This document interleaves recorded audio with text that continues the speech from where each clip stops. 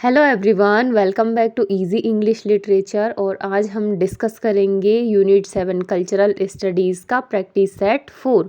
तो चलो बिना देर किए आज की वीडियो को शुरू करते हैं। और हमारा फर्स्ट क्वेश्चन है, who introduced the concept of hybridity in post colonial studies. तो इस क्वेश्चन में पूछा जा रहा है कि हाइब्रिडिटी कॉन्सेप्ट किस थ्योरिस्ट से जुड़ा हुआ है। ये हमारी पोस्ट कॉलोनियल थ्योरी का क्वेश्चन है। और यहाँ पे हमें ऑप्शंस दिए गए हैं, Edward Said, Gayatri Chakravorty Spivak, Homi के भाभा, फ्रांस फैनन। तो इस क्वेश्चन का हमारा करेक्ट आंसर हो जाएगा ऑप्शन सी, होमी के भाभा।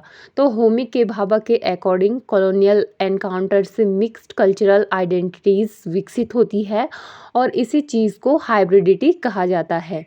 सेकेंड क्वेश्चन है, the question can the subaltern speak is associated with. तो इसमें पूछा गया है कैन द सबॉल्टर्न स्पीक, ये ऐसे किसने लिखा हुआ है। तो यहाँ पे हमें ऑप्शंस दिए गए हैं, Gayatri Chakravorty Spivak, Stuart Hall, Louis Althusser, Raymond Williams. तो इस क्वेश्चन का हमारा करेक्ट आंसर हो जाएगा option A, Gayatri Chakravorty Spivak. तो गायत्री चक्रवर्ती स्पिवाक ने ये ऐसे लिखा हुआ है और इसमें उन्होंने ये क्वेश्चन उठाया है कि सबॉल्टर्न ग्रुप की जो वॉइस है वो डोमिनेंट डिस्कोर्स में प्रॉपरली रिप्रेजेंट हो पाती है या नहीं हो पाती है। थर्ड क्वेश्चन है, which phrase is closely associated with Simone de Beauvoir. तो इसमें हमें पूछा गया है कि सिमोन डे ब्यूअर का फेमस स्टेटमेंट कौन सा है। तो यहाँ पे हमें ऑप्शंस दिए गए हैं, the medium is the message, B दिया गया है one is not born but rather becomes a women, C दिया गया है कल्चर इज़ ऑर्डिनरी, डी दिया गया है the death of the author. तो इस क्वेश्चन का हमारा करेक्ट आंसर है option D, one is not born but rather becomes a women. तो सिमोन डे ब्यूअर ने जेंडर को सोशल कंस्ट्रक्शन के रूप में इसमें समझाया हुआ है। नेक्स्ट क्वेश्चन है, diasporic identity is generally categorized by. तो इसमें डायस्पोरिक आइडेंटिटी की मेन कैरेक्टरिस्टिक्स पूछी गई है और यहाँ पे हमें ऑप्शंस दिए गए हैं, कंप्लीट कल्चरल आइसोलेशन, बी दिया गया है फिक्स्ड नेशनल आइडेंटिटी ओनली, सी दिया गया है movement, displacement and cultural negotiation, D दिया गया है रिजेक्शन ऑफ माइग्रेशन एक्सपीरियंसेस। तो इस क्वेश्चन का हमारा करेक्ट आंसर हो जाएगा option C, movement, displacement and cultural negotiation. तो डायस्पोरिक आइडेंटिटीज़ माइग्रेशन, डिस्प्लेसमेंट और मल्टीपल कल्चर्स के इंटरेक्शन से बनती है। तो यही होती है हमारी डायस्पोरिक आइडेंटिटी और ये इसका कैरेक्टरिस्टिक है। नेक्स्ट क्वेश्चन है, media representation becomes problematic when it. तो इसमें पूछा गया है कि मीडिया रिप्रेजेंटेशन कब प्रॉब्लमेटिक मानी जाती है। तो यहाँ पे हमें ऑप्शंस दिए गए हैं, एनकरेजेस मल्टीपल पर्सपेक्टिव्स, बी दिया गया है अलाउज ऑडियंस इंटरप्रिटेशन, सी दिया गया है reflects cultural diversity and D दिया गया है प्रोड्यूसेस रिजिड स्टेरियोटाइप्स। तो इस क्वेश्चन का हमारा करेक्ट आंसर है option D, produces rigid stereotypes. तो रिजिड स्टेरियोटाइप्स ग्रुप्स की डिस्टॉर्टेड इमेज बना सकते हैं और इस प्रकार जब मीडिया रिप्रेजेंटेशन चीज़ों को तोड़ मरोड़ कर दिखाता है और जो बुरी चीज़ें हैं, रूढ़िवादिता है, उनको बढ़ावा देता है, तो तब जो है मीडिया रिप्रेजेंटेशन प्रॉब्लमेटिक बन जाता है। नेक्स्ट क्वेश्चन है, who coined the phrase culture is ordinary. तो इसमें पूछा गया है कि कल्चर इज ऑर्डिनरी फ्रेज किस थ्योरिस्ट से जुड़ा हुआ है। तो यहाँ पे हमें कुछ थ्योरिस्ट दिए गए हैं, रेमंड विलियम्स, रोलैंड बार्थ्स, टेरी ईगल्टन, मिशेल फौकॉल्ट। तो इस क्वेश्चन का हमारा करेक्ट आंसर है ऑप्शन ए, रेमंड विलियम्स। तो रेमंड विलियम्स ने कल्चर को एवरीडे लाइफ और ऑर्डिनरी एक्सपीरियंस से जोड़कर देखा है और इसलिए वो जो है ये फ्रेज उन्होंने दिया है कल्चर इज ऑर्डिनरी। तो इसलिए इस क्वेश्चन का करेक्ट आंसर है ऑप्शन ए। नेक्स्ट क्वेश्चन है, which of the following best explains identity formation in contemporary media culture.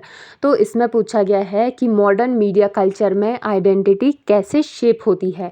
तो यहाँ पे हमें ऑप्शंस दिए गए हैं, identity remains completely fixed, B दिया गया है media plays no role in identity, C दिया गया है identity is shaped through social and media interactions, D दिया गया है identity depends only on biology.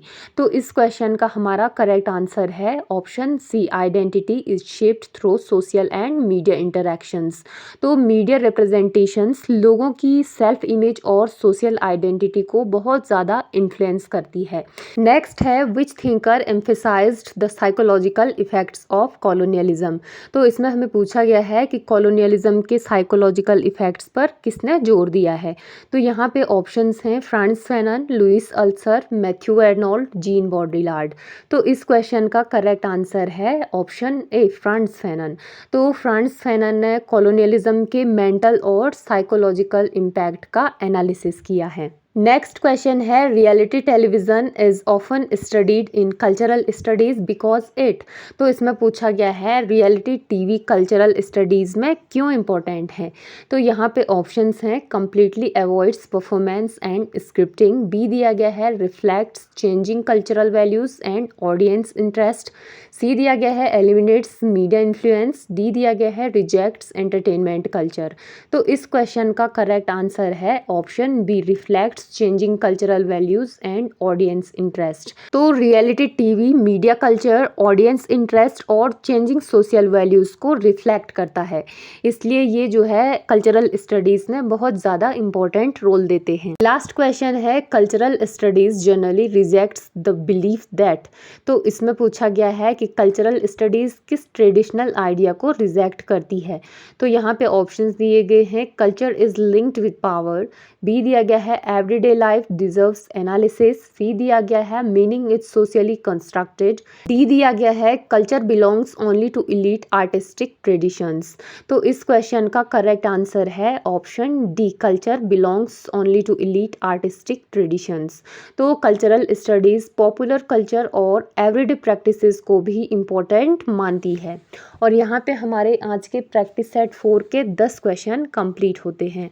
अगर आपको ये क्वेश्चंस हेल्पफुल लगे, एक्सप्लेनेशन अच्छी लगी, तो प्लीज़ इस वीडियो को लाइक ज़रूर करना। और अगर आप इस सीरीज़ को कंटिन्यू रखना चाहते हैं तो मेरे चैनल को सब्सक्राइब ज़रूर करना। आज की वीडियो को बस इतना ही रखते हैं और मिलते हैं नेक्स्ट वीडियो में।